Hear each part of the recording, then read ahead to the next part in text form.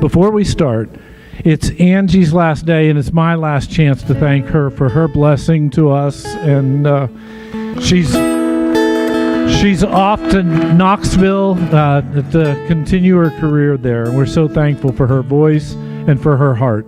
Thank you.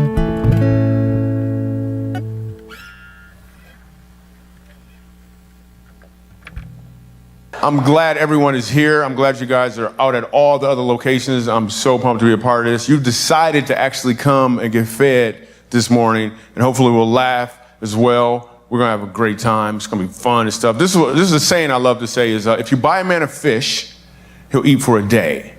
But if you teach him how to fish, then you gotta buy him some bait, some tackle, fishing pole. You gotta drive him back and forth to the lake.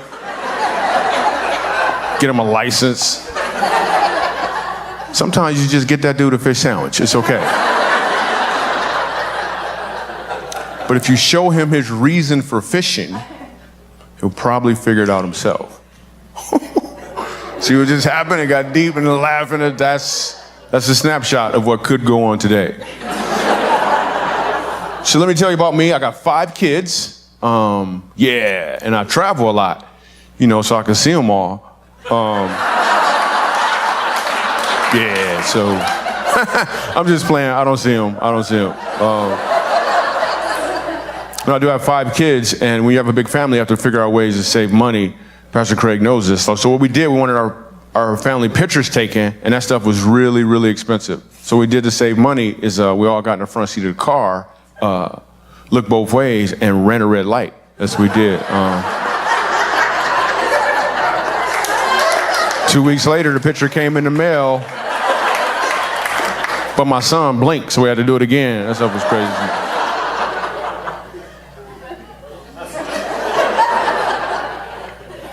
My youngest is now 5 years old, and she every Tuesday we go out and we get hot chocolate together. But there's one Tuesday in particular that I had a meeting afterwards, and I didn't want to rush it, so I went to her.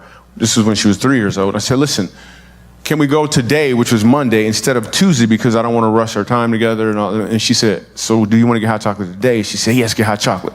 So I took her to get hot chocolate, and on the way there, I gave her life lessons. We actually stopped to feed the ducks, and I was like, "Ducks, as soon as you're out of bread, watch what's going to happen." And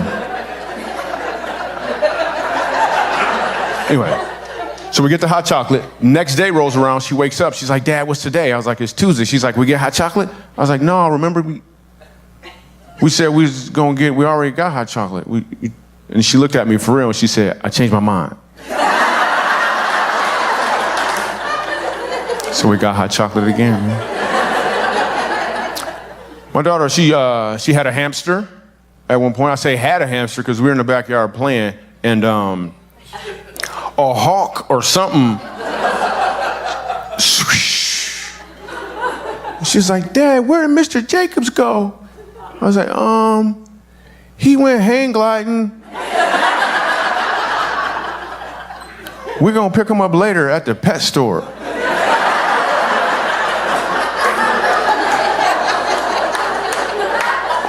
He might look different when we pick him up, though.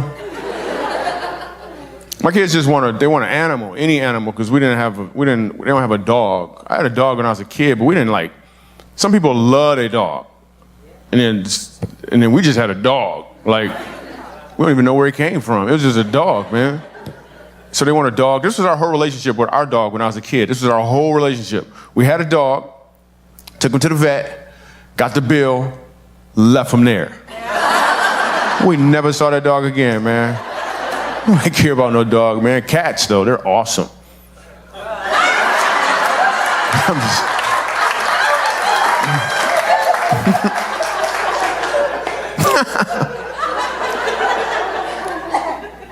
So I think it's okay if you love your dog, as long as you know your dog don't love you back.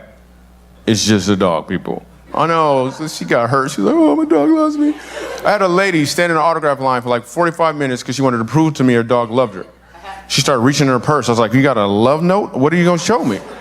And she pulls out an article where it talks about how the dog saved her life. Apparently her house caught on fire.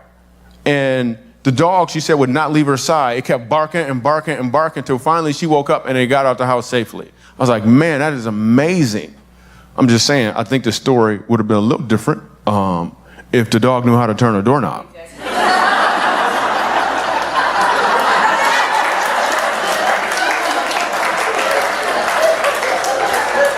Never put that doggy door in, did you? Yeah. Procrastination saved your life. So what I'm talking about today, a lot of times I get a lot of comedians from different places and they'll ask me about doing comedy and what they need to do to pursue a career in comedy. Or people will, no matter what the profession is, I'm sure Pastor Craig gets people who walks up to him on a regular basis and say, hey, what can I do to become a pastor? People are always asking, what can I do? The key isn't what you do, the key is why. People always want to know their what, but the truth is all you have to know is your why. When you know your why, you have more options as to what you do. An example is this. I am actually called to my why is to comedically inspire people to walk in purpose. My what looks like stand-up comedy. It looks like movies. It looks like being on late night TV, having my own TV show.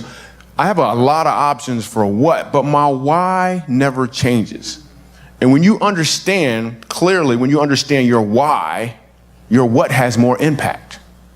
I have an example. One of my what's that I'm currently doing is I have a web series out called Michael Jr. Break Time.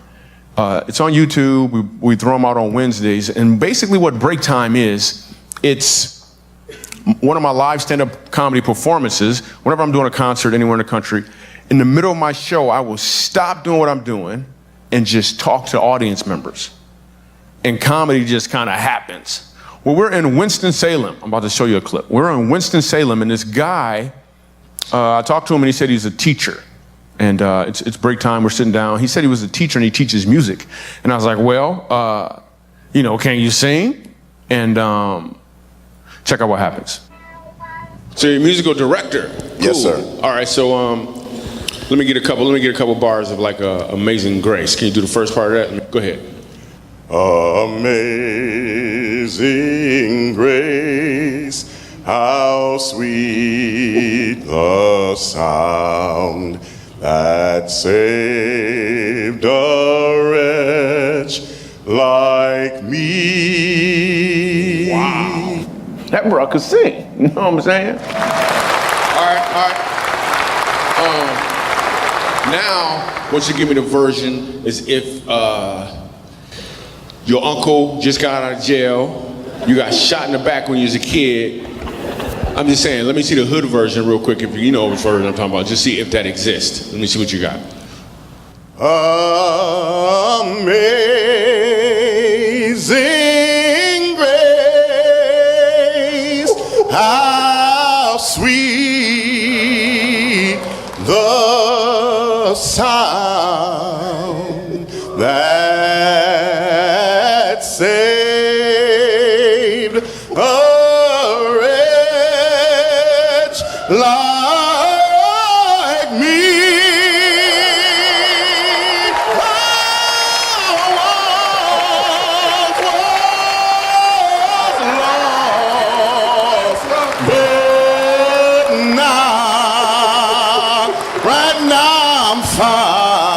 Was blind, but now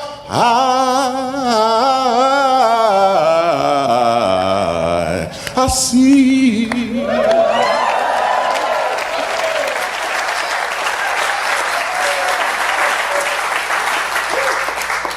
So the first time I asked him to sing, he knew what he was doing. The second time I asked him to sing, he knew why he was doing it. When you understand your why, your what has more impact because you are walking in or towards your purpose. The key is to understand the why. So now I'm doing new sports these days because, after a certain age, you gotta, for instance, growing up in the hood, the only sport we played was water polo and stuff. So,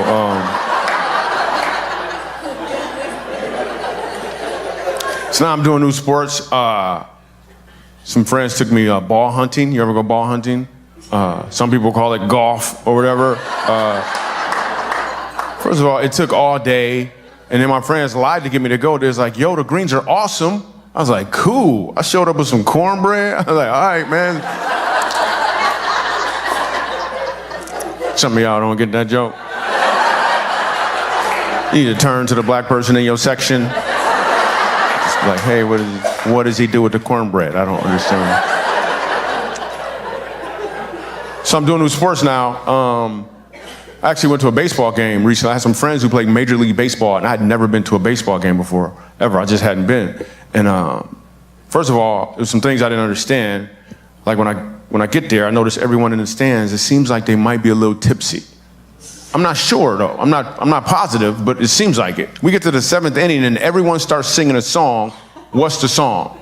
Take me out to the ball game. We are at the ball game. You don't know where you are? You're drunk for sure. Kids sports is a lot of fun. Coaches are hysterical. Coaches all over the place, the good coaches always say something like this. You've heard this before. They'll look at you, they'll look at the whole team, and they say, listen, the stuff I'm teaching you here is not just about this game. You can apply it to life. It's not true at all. Check it out. Straight out of high school, I got a job parking cars. One of the cars was really nice. I took it for a little spin. The company found out and my boss lost the account. He was yelling at me, screaming. I didn't know what to say or do. I thought back to my high school football coach. I looked at my boss, I was like, you know what, man?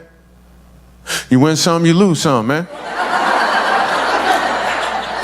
You can't let this one loss get you down.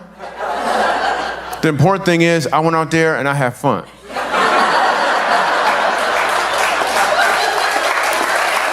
Yeah, and then I got fired. Right after that, so that worked out just fine. I think what's so cool about Life Church is how you guys are just, I think it's just way different from any church that I had grown up around. Like I remember going to churches and they wouldn't, like you ever go to a church where they won't let you in while people are praying? Like you try to walk in and they're like, you can't go in right now, they praying. I'm like, is God gonna lose focus? I don't understand why I can't. This makes no sense whatsoever. And I'm actually on the prayer team at my church, which I'm excited about. And a couple weeks ago, this dude came down for prayer, and I was like, yo, what you want to pray about? I didn't say, yo, that's unprofessional. I was like, what's on your mind? What would you like to pray about? And he said a phrase I'd never heard before. He said, unspoken. Have you heard that before? Unspoken? I didn't know what to do. I'd never heard it before. So I was like, all right, God, please forgive this man for this unspeakable thing he's done, Lord. I hope it's not contagious, Lord. I love seeing comedy, funny stuff like that. And when I don't see it, I just make it up, like this next thing. I met a family from Africa who came to America to adopt a white kid. Her name was Emily, and they changed it to Ubuntu. And they don't know how to do her hair. It's crazy.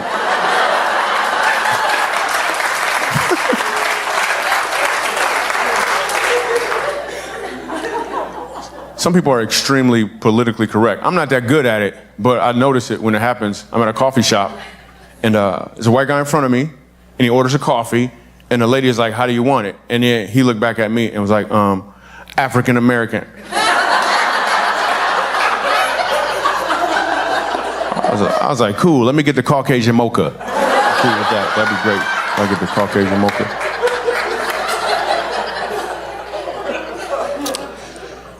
I'm also an early person. I love getting up early. At least 11:30 or so, I gotta be up.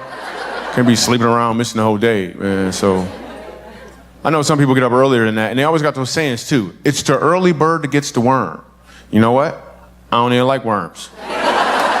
Yeah, I'm gonna get up later and have some sausage. Let's think about that phrase for a second. It's the early bird that gets the worm. You know what? The worm got up early too. Look what happened to him.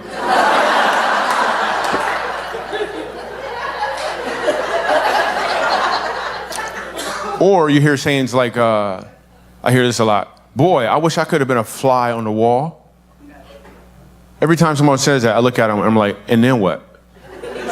No. You want to be a fly on the wall so you can hear the information that was in the room. Well, guess what? I did the research. Flies don't have ears. Yeah, you need to be a fly on the wall that can read lips. And then when you get the information, what are you going to do with it? Nobody listens to a fly. Yeah, a bird, maybe. A fly, no. You're making bad choices. Some people predict the end times. Why would you ever predict the end times? Because if you're right, you can't be like, see, I told you. Like it's over.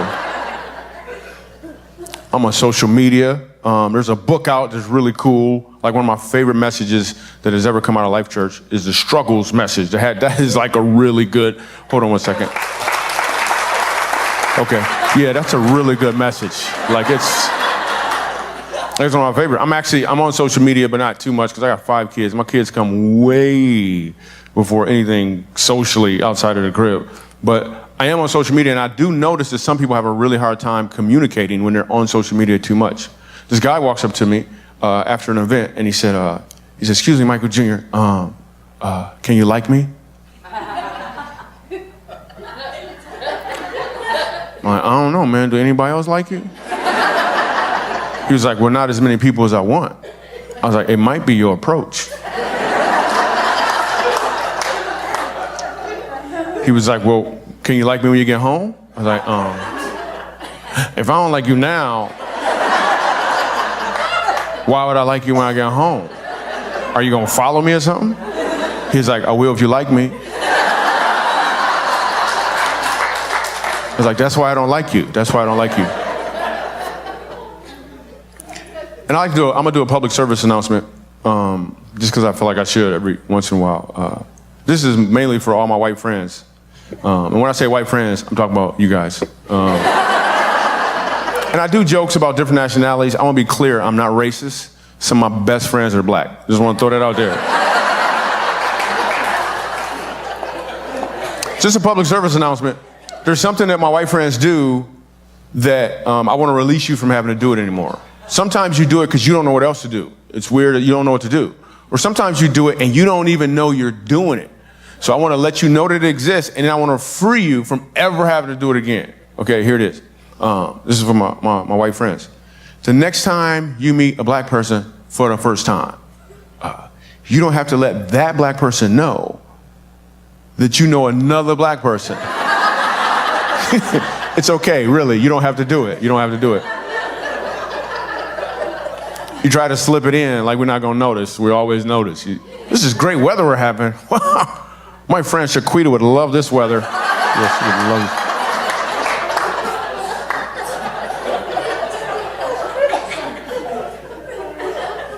I'm excited about the fact that, I'm going to share this with you guys. I'm excited I can stand here and tell you guys it's been over 2 years since I've had a cigarette. So yeah, I'm excited about that. Yeah. Actually, you know what? It's been a little longer. I've never had a cigarette before. So I just want to throw that out there. Interesting how everybody can clap for 2 years, but nothing for a lifetime. Awesome. Great. Thanks, Christians.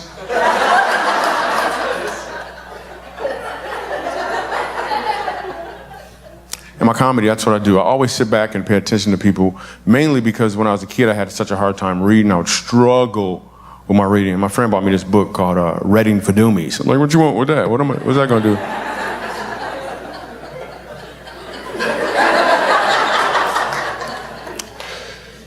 I'm married. There's a few things that I don't understand about women. I'm going to mention one in particular. Heels. I think wearing heels is kind of like doing drugs. Hear me out, ladies. First of all, you do it to get hot. You feel great while you're up there. When you come down, it hurts. You regret it. But then you do it all over again, don't you? I really think you have a problem. I really do. You ever go shopping at a second chance store? Not a second-hand store, a second chance store. A second chance store is like Ross or TJ Maxx. Let me explain why I call it second chance store. The items there used to be at the mall, but nobody wanted them. Now they're at Ross and they get a second chance. You can find a few good things at Ross, but you gotta be careful because there's always something a little wrong, like just a little, like something's not quite. Like I bought a Nike shirt there, the back of it said, just try it.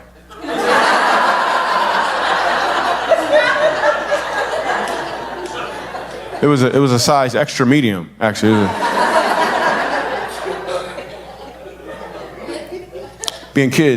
Just having kids is really, really phenomenal. I didn't share with you guys. I just told you I have 5 kids, but I have 5 kids because I used to be like a single dad of 3. Yeah, let me explain to you how I got my kids. Well, you know how I got them. I don't gotta explain that part. But I used to be a single dad of 3, and what happened was the kid's mom, God just told me to go get my kids. He was like, you need to go get your kids. And I lived in California. They were in Michigan, and he said go, and I just went and got them. And it got a little hostile at first. Everything is great now. But I was like, oh yeah, why don't the kids come live with me? And then she said, okay. And I was like, well okay. And being a single dad, any single parents out there, wow. That stuff is a lot of work. I got much love for single parents, like a whole bunch of love. Like my son, 4 years old, we're sitting in the doctor's office and this lady across from her, she starts nursing her baby. And my son is looking at her, then he look at me. He's looking at her and he's looking at me, and I know this is not gonna be cool because he don't know how to whisper.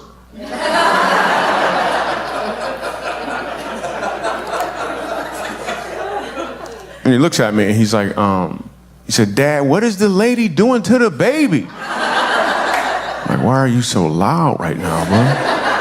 I tried to explain to him, it's natural. See, what you saw is completely natural. See, women have these breasts, and he said, what's a breast? You lower your voice a little bit, dude. I said, it's like a container it's like a container that holds milk. And for real, he was like, you mean a jug? I was like, no, that is not what I mean. That is not what I mean. But I wrote it down, though. I was like, I'm gonna write that down. Because that is hysterical. And in math, my daughter would come home with math homework, and she's like, and I didn't know how to do, like we had multiplication and subtraction and all those really complex things. She came home, she was like, Dad, I got calculus. Calculus, this sounds like a disease. I was like, no, you don't, we're gonna pray. You must have got this from your mother's side of the family. I love being a dad. So I put some comedy in between some truths because this is what I want you to understand. A moment ago, we talked about how most people are trying to figure out their what, when the truth is what you need to do is figure out your why. But the only way you can know your what is by knowing your why, but you don't get any of that unless you know who. The who is the key to all of this. So not too long ago, me and my wife, we were looking at some video footage of our youngest daughter, she's 5 now, being born. And I had never seen this footage from this perspective before, like ever. I took the video myself, but I hadn't looked at it and absorbed it in this way. So what I'm about to show you, it's a clip. She's probably 2 minutes old at this point. She's crying, she's on the table, the nurse is about to take care of her, and I want you to pay attention to what happens when she hears my voice.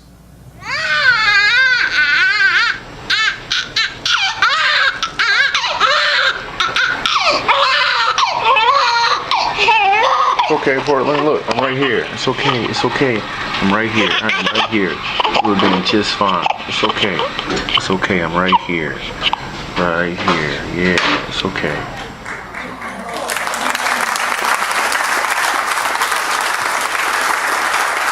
So, when I saw that, I was overwhelmed with how awesome that is.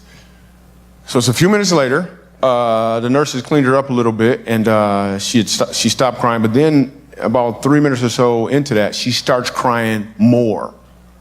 And then I speak up, and she stops crying again. What I want you to notice how she responds when I tell her I love her. Mom, hold you.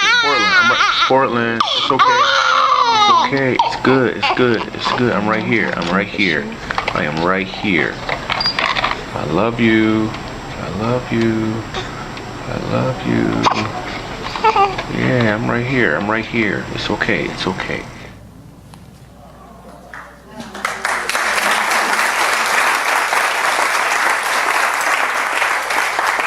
So there's going to be times when you're trying to figure out what your what is and what your why is. There's going to be times where things are not comfortable, even to the point of tears.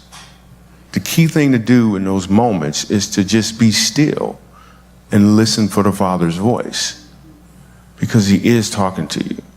And what he wants you to know is that he loves you. All you have to do is open your eyes. I'm Michael Jr. I love you.